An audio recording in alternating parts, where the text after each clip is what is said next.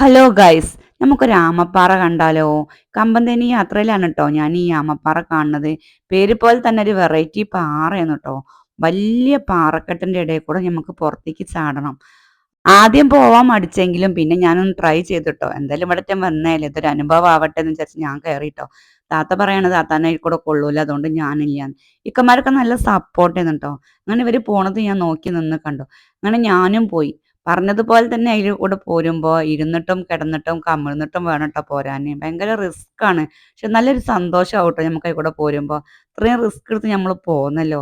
അതിന്റെ ഇടയിൽ പെട്ടാ പെട്ട തന്നെ. അങ്ങനെ ഞങ്ങൾ എല്ലാവരും പോന്നു ട്ടോ. കുറേ ഇരുന്നിട്ടും കുറേ കമിഴ്ന്നിട്ടും കുറേ നീന്തിയിട്ടും ഞങ്ങൾ എന്തായാലും പുറത്ത് ചാടി. കുറേ ആൾക്കാർ കയറിയിട്ടില്ല കേട്ടോ, കാരണം പേടിയായി.